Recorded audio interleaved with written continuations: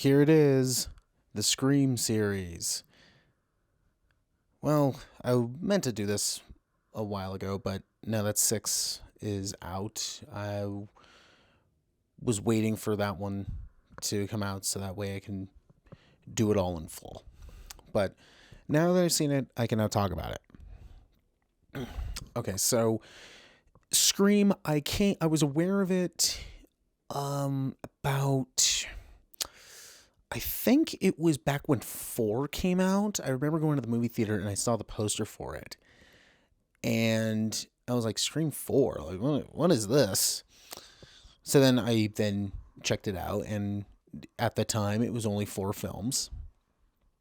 And I was like, okay, this looks interesting. We'll see how this goes. And then I saw the first movie a couple years ago. I came late to the game on the series. I was actually preparing for the series a couple years ago, and then when I finished watching them and then found out that they were doing a 5th movie, I was like, oh, well, okay. Well, good thing I watched them all. So, yeah, I kind of came late to the game. I didn't grow up with the series. So, yeah. But we will start with the first movie, Scream from 1996. Everybody's a suspect! Not scared, are you? Scream. Okay, so this movie was directed by Wes Craven, who does Scream 1, 2, 3, and 4. After doing research, I knew that he did 1 and 2 and 4. I did not realize he did 3. Quite interesting about that. But also he did, he created Nightmare on Elm Street. And a couple years before doing this, he did New Nightmare, which is my favorite of the sequels. I'll just say this. If it wasn't for the over the top, special effects 3rd act, then New Nightmare would be my favorite. But whatever. But yeah, Wes Craven, he's had an interesting track record. He did The Hills Have Eyes, did Nightmare on Elm Street, did Swamp Thing, he did Deadly Friend, did Deadly Blessing, and then came back to do New Nightmare, but then did this. So originally Wes Craven didn't want to do this movie. Apparently it was, from what I heard, this was a more serious movie until Craven came in and said, you know what, actually let's parody this thing. Let's take this and have some fun with it. So this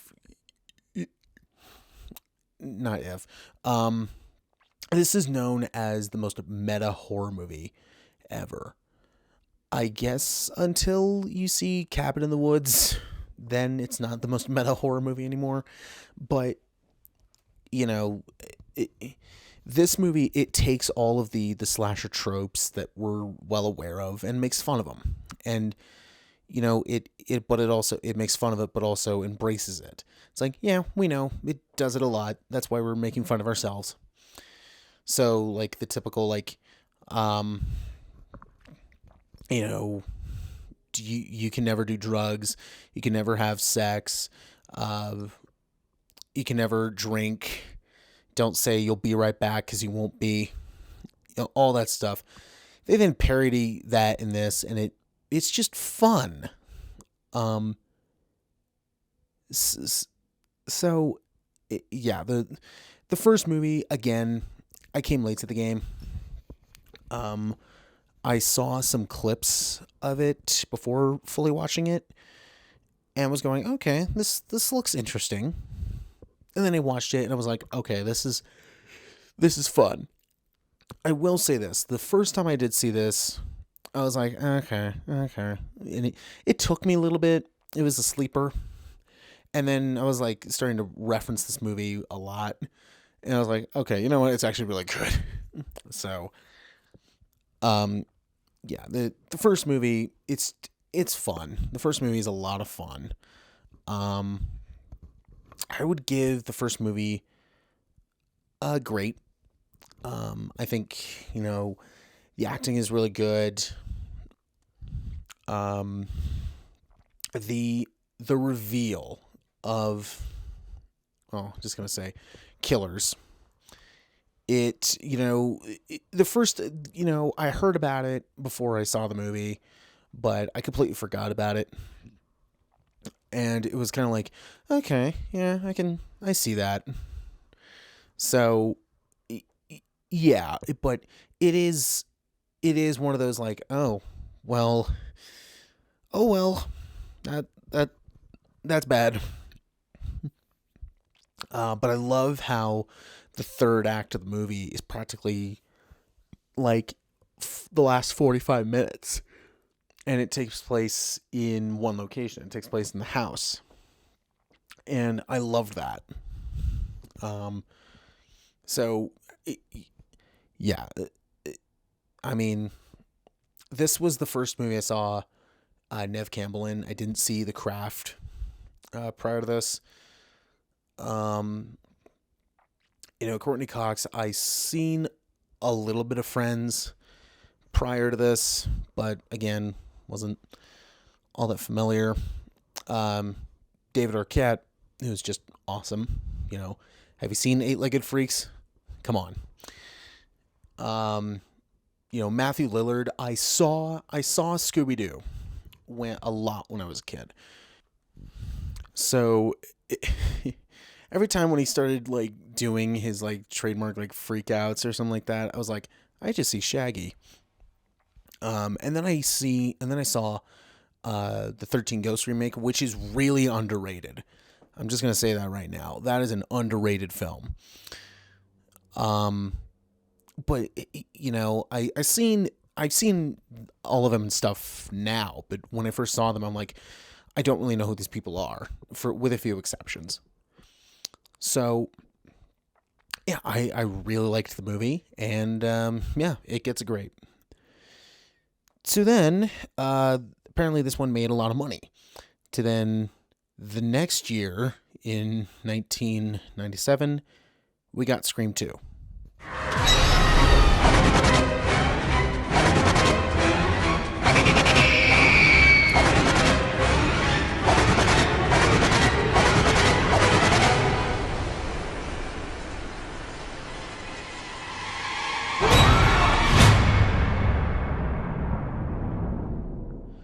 So Scream 2 picks up 2 years after the first movie.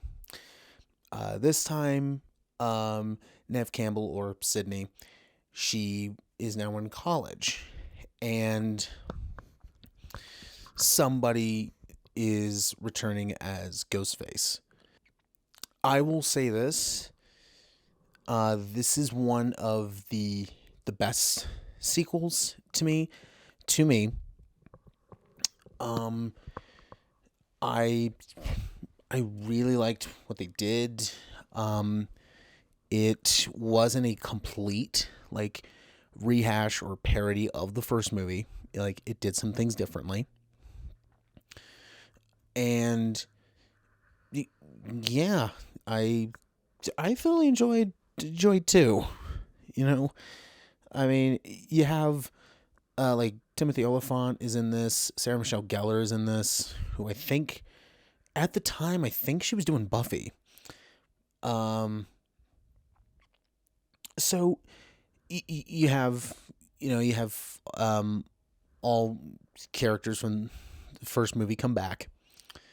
I thoroughly enjoyed two. Actually, I thoroughly enjoyed two.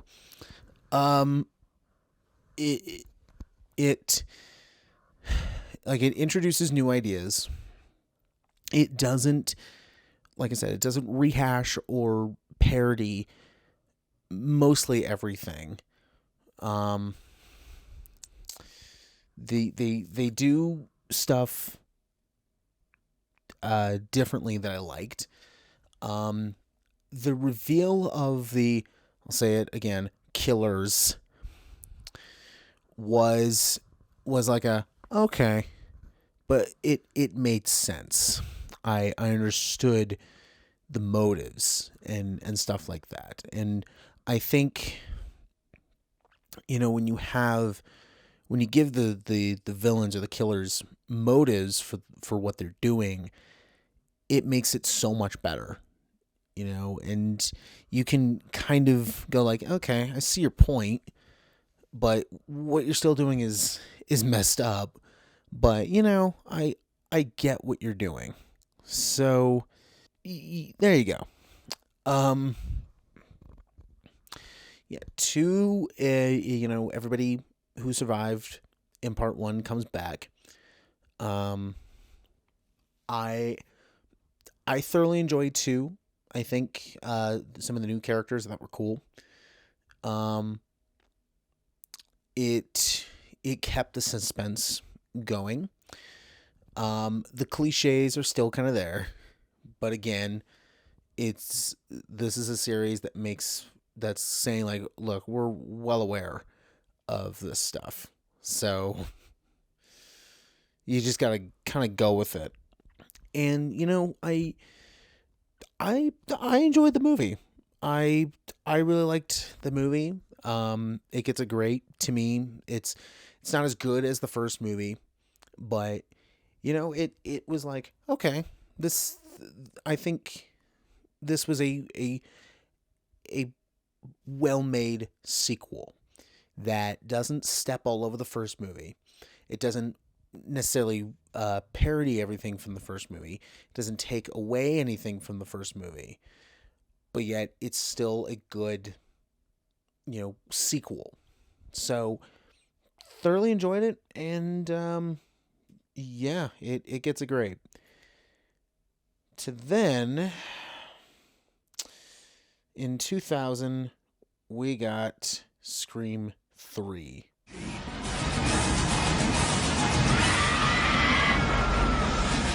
Scream 3. Don't panic. So Scream 3 came out in 2000. This is, again, directed by Wes Craven, which, like I said, surprised me. I will say this, to me, this is the weakest out of all the movies.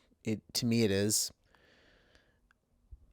And because this is kind of when they were going like, okay, well, we're going to try something different, but what they did was a bit like, like, okay, whatever. So this one has everybody go to a Hollywood set for a third Stab movie, which Stab is based on the murders that occurred in the first movie. And while it's happening, there is another ghost face that is stalking them. I'll say this, Neve Campbell, Courtney Cox, David Arquette, they're still really good. Now, this is when they, I think, went a little too goofy with it and weren't taking it so seriously. Where with, 1 and 2, they were taking it seriously, but they were like, we're taking this seriously, but, let's have some fun with it. This, I know a lot of people debate, like, is this movie even that bad? To me, it's neither good nor bad. It's like right in the middle. It's like, it's okay. It has its moments in it, but I think overall it's like a, okay, all right. The one thing they did differently was the killer, and it's just one, so give them credit. Give them credit for doing a solo job when most of the time would be a duo or more than that. They introduce something in this. I'm not really going to say what it is, but what it is kind of like, really? Like, okay, but how is it doing, like, being, like, exact? If you've seen the movie, you would kind of know what I'm talking about. And I'll say it's something the killer uses. And I was going, okay, how is it so very accurate? Now, like I said, if you've seen the movie, you probably know what I'm talking about. But to me, that's dumb. And I went, oh, okay. Like, I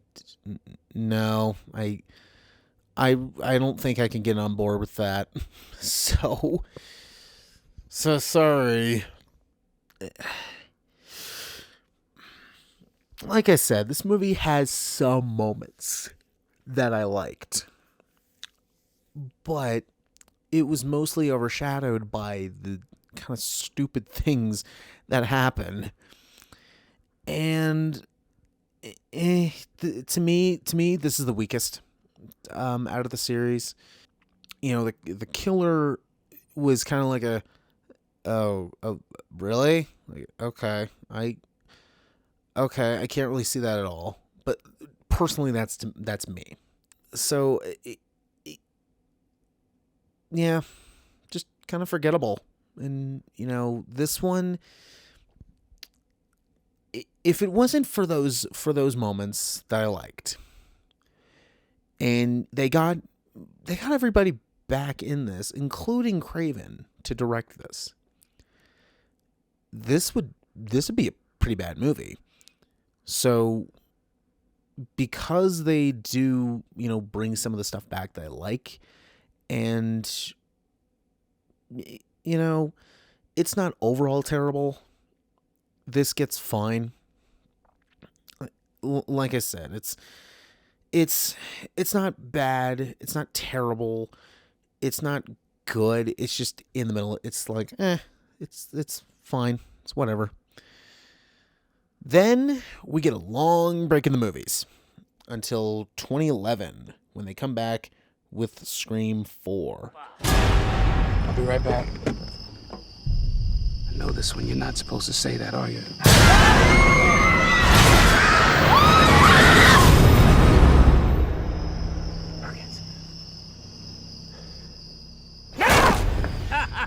You should have seen the look on your face.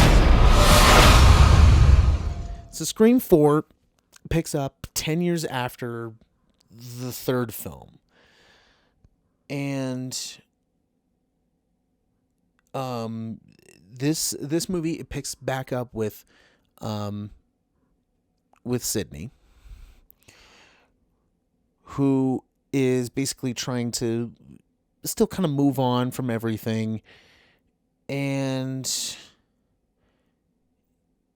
she ends up, you know, getting another ghost face killer trying to hunt her down. I'm trying not to give too much away, but this movie introduced, you know, we get our original three back. You know, we get Campbell, Cox, and Arquette. They're back in this.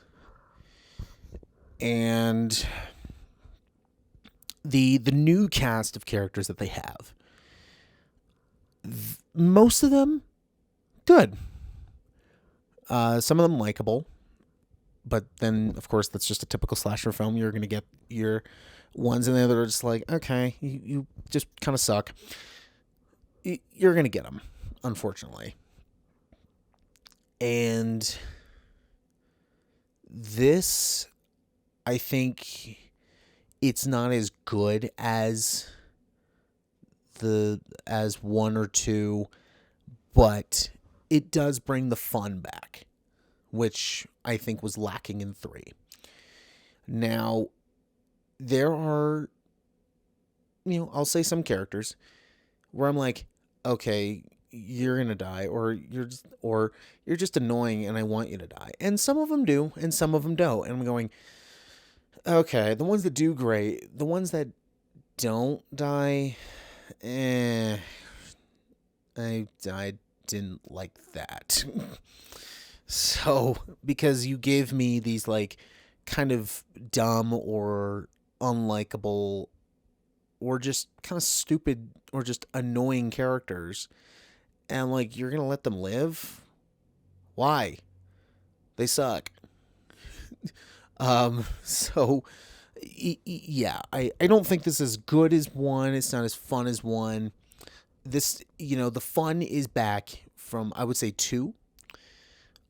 This one I think is a little, it scores a little less than 2 for me. But it's still a lot of fun. Like I said, they got the 3 back. They got Craven back, who I believe this was his last movie that he directed. And, I've enjoyed his work from, Nightmare on Elm Street. I've enjoyed his most of his Scream movies, as you probably heard. I really like his The People Under the Stairs movie. I think is a great, like, dark comedy. Serpent in the Rainbow is just odd, but pretty good. So I really, enjoy his work. And, I've seen parts of Vampire in Brooklyn, and, that just looks cheesy. But, all I'll say is, I've heard from numerous people saying, like, yeah, he'll make these, like, super weird and maybe sometimes disturbing and funny movies. But, behind the scenes, he was just one of the sweetest and kindest guys you will, like, ever meet. And that seems to be a thing with the horror genre, is that, you have, all these people that are making these, like, dark and disturbing things. And then when they're not rolling or they're behind the scenes, they're like some of the nicest people you'll ever meet. Like, I can't tell you how many times I've looked at, like, behind the scenes photos of horror movies, and there's somebody like dressed in head to toe, like looking like a demon or a monster or anything like that, like something super scary. And, there's crew members and cast members that are just hugging them and just smiling. And it's like, that's just, it's not normal, but, there's something humble about it. And I think Wes Craven, he was definitely an icon in the genre. So yeah, I dearly miss him. But I think his last movie was pretty good. A definite improvement over 3. And the killers in this, I think the killers reveal are on par with the first movie. Because it went like, all right, here they are. And then they throw you another curveball that involves the killers. And it's like, whoa, okay. Like, all right. That's interesting. So it's just like, all right, here's the killers. Oh yeah, we're going to be meta for this now. Boom. And it works. It really worked. So that alone, bumped this up quite a bit. Like I said, it brings the fun back. I give this one probably an average. So it's because, especially like the third act, and then when the end happens, it goes crazy. And it's like, okay, you just sold me right there. Like, great job, guys. So I applaud them very much for that. And so, yeah, I thoroughly enjoyed 4, and it's an average. It's not as it's not as great as 1 and 2, but it was still a lot of fun and really enjoyed it. Then we get another long break in the movies. Another 11 years go by until we get Scream 2022.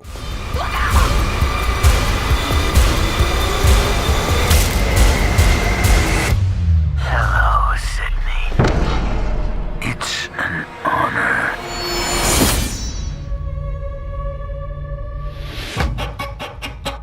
Scream 2022, also known as Scream 5, is directed by the group known as Radio Silence. And I've enjoyed their work over the years. I really like Ready or Not. It's a fun, dark comedy. Their segment in the first VHS movie, I think, was really good, and one of the best ones in, I think, not just in that series, but in that movie.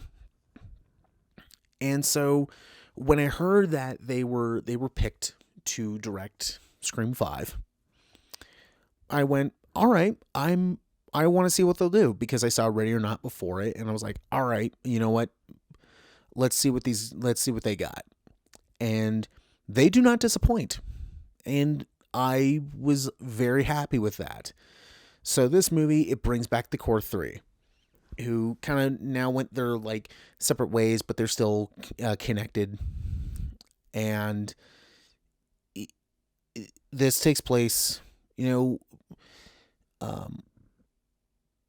years after 4. And it focuses on a new group of characters.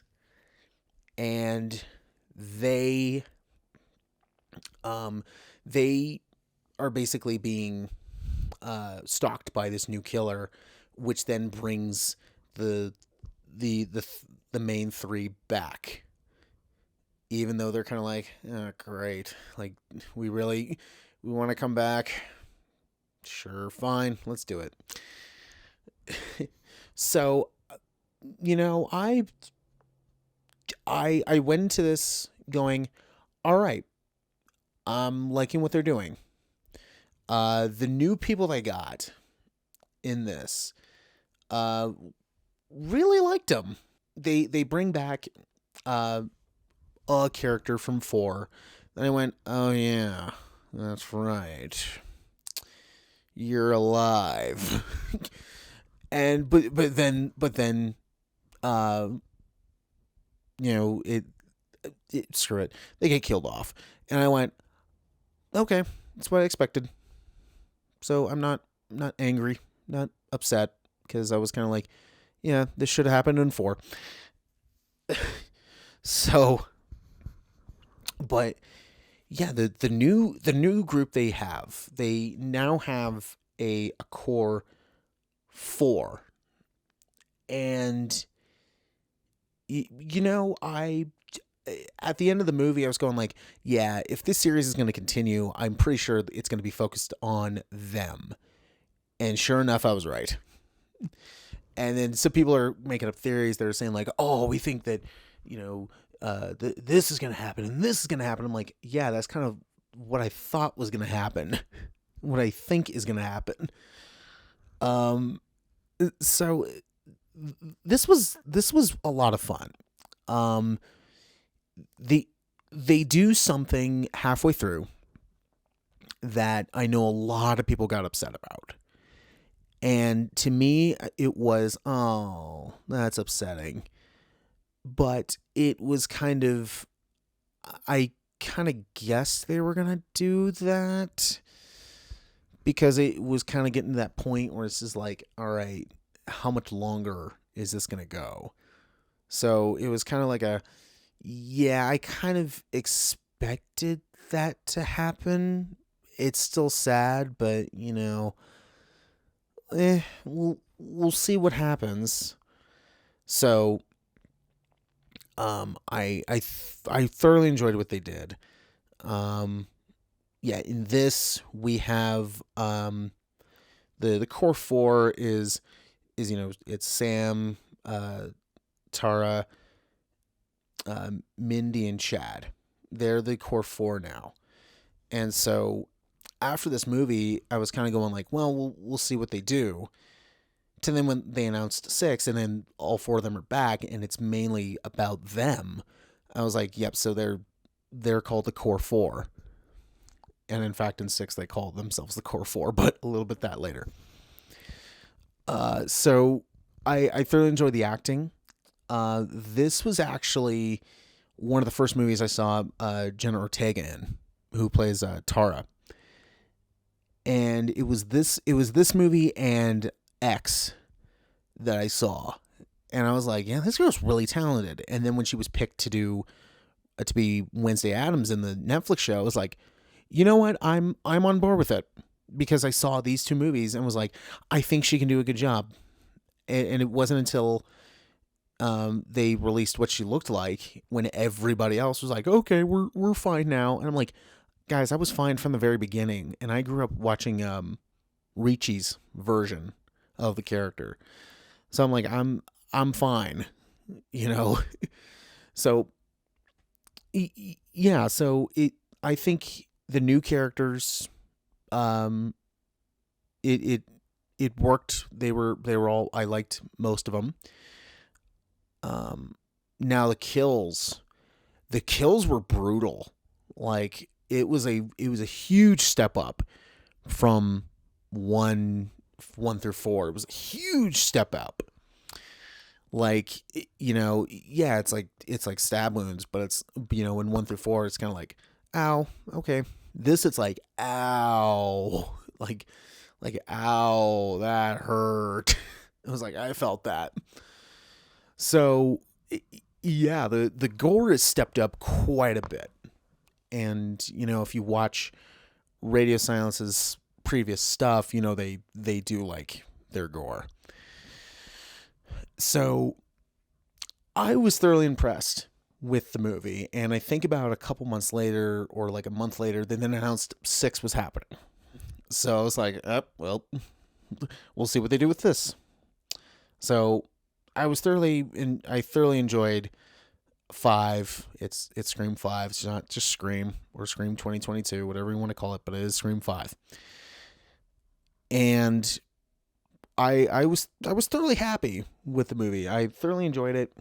And then this year in 2023, we got Scream 6. This.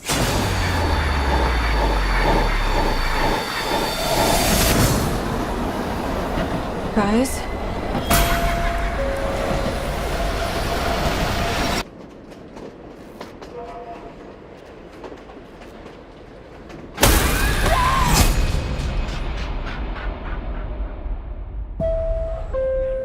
So this year we got Scream 6, which takes the franchise from Woodsboro to New York City. And in this one, it takes place a year after after 5. And they've all gone to New York to, start anew, try to get rid of what happened. But unfortunately, the past can follow you anywhere. And unfortunately, it follows them to New York, where some new people and a new ghost face. So when I heard that, Scream 6 was announced, I went, cool. Then they said it's going to take place in New York, and I immediately had flashbacks of Friday the 13th. I think it was part 8, which was Jason Takes Manhattan, where I was going, man, I really hope this is not like that, because I'm just going to say this now, that movie sucks. But so I was really going please don't make it like that. Please don't. And they don't. In fact, there's a part where they show that movie playing on a TV, And I saw this with a friend of mine, and we were immediately like pointing that out, going like, "Yep, see." And I was like, "Yep, that's what I was thinking of when I heard that they were doing this." But you have the core four back in this, and they still work. They're not just also just great actors, but they work really well together. The chemistry they have with their characters is just really spot on. But also you get some familiar faces back in this, like a character from 4 that I'm like, I thought you died. They return in this, and it's like, oh, no way. And that was surprising. And it was interesting to know like what happened between 4 and 6, because I personally I was saying to people that when it came to 5, you needed to watch 1. It'll be better if you watch the whole series, but I think the ones you only need to watch in order to prep for 5 is 1 and 4. This one, I thought it was need to watch 1, 4, and 5, but it went, nope, you need to watch all of them because they bring all the movies back into this. And I'm like, wow, I'm thoroughly impressed with what you guys did. And I'm like, all right, I'm with this. And I really enjoyed this. I liked it better than 5. I think I liked it better than 2. I still think the first one is superior, but I think this is better than 5 because I feel like 5 was kind of, Radio Silence comes back to do this one. And I feel like 5 was like okay, we're going to try to make Scream as good as we can without, making the studios mad, without making Paramount mad. And this one, it proved that, look, we can make Scream really good and, make it a whole lot of money. And I looked at the budget for this one. It was $35 million or estimated, and it's already surpassed like $100 million. So expect a 7th movie. And people are like, I've heard a lot of people say like they want 7 to take place in space. And I just went, if you want to, sure, if you want to go Leprechaun or Friday the 13th or even Hellraiser, sure, go ahead. But I don't think that's necessary. Another one I saw that was like in an ice cabin, like in a cabin that was like in the middle of like a snow blizzard. And I was like, okay, maybe, maybe, or if they wanted to do this, they could set this in Maine, where that's like the horror state. Or they could set 7 in Florida, where everybody just dies because it's Florida. So, yeah, I see them doing this. I see them doing a 7th movie pretty much to then cap off the 5-6 trilogy that they can do. 7 could be the finale of the 5-6, and then if they do a 7th, cap off a trilogy. They could do that if they wanted to. And yes, I was correct. In 6, it is about the 4 of them. Like I said, Sam, Tara, Mindy, and Chad. It is them. It's them. Now, a lot of people got disappointed when they found out that Neve Campbell was not going to be in this because I think it was due to pay differences. So she basically just walked away from the series and went, "Yeah, guys, I'm done." Which is sad, but Courtney Cox is back in this, and a lot of the new and I'll say this, the reveal of Ghostface was like what I had with 5, where it was 5, it was killers. In this, it was killers. So I'm like, okay, that's pretty typical. So with 5, the killers was like, I kind of guessed that from the start. I went, yeah, you were very shady from minute 1, or it was, yeah, I just, I know this, I know the stereotype. So yeah, this is not going to go well. And then sure enough, I was right. It was like, yep, that's what I thought.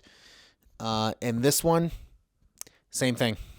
Unfortunately, I went, yeah, you're just shady from minute 1. I don't believe you. I don't trust you at all. And then another could have been like, it was like, oh, but what if this happens? I'm like, yeah, this series likes to do that, but then they like doing other stuff. So I'm like, yeah, I'm keeping an open mind, and I'm still saying it's that person, and turns out I was correct. I'm like, yep, that's what I thought. But like what I said with 5, where the kills were really brutal, this out-tops that one. And boy, are the kills like so brutal. Like, especially like in the second half of the movie, where it's like, ow. Like, yeah, in 5, it was a couple of moments. In this one, each kill was like a oh, or it was like a oh. Yeah, like I said, I saw this with a friend, and each time a kill happened, it was either oh or it was oh. So yeah, this out-topped 5, and I was thoroughly impressed. So I think this gets a grade. And yeah, 5 also gets a grade, but this one I liked more than 5. So yeah, I thoroughly enjoyed 6. I was very, very, very impressed. And, with the way it's doing now, I expect 7 to be greenlit pretty soon. And that's the Scream series. So to recap, 1 is great, 2 great, 3 fine, 4 average, 5 great, 6 great. This is a fun series. Like I said, to prepare for 6, or to prepare for 5, I already watched them all, but they pretty much only reference 1 and 4. With 6, I was going, okay, they're going to do 1, 4, and 6, and 1, 4, and 5, because they're bringing a character back from 4, so it's kind of like you have to watch 4 to then see that character. But then it goes, nope. So I like this series. Like I said, it goes up and down like a roller coaster sometimes, but I overall enjoyed it. It's a fun series to watch, and if you want more meta stuff, then this is the series to do it.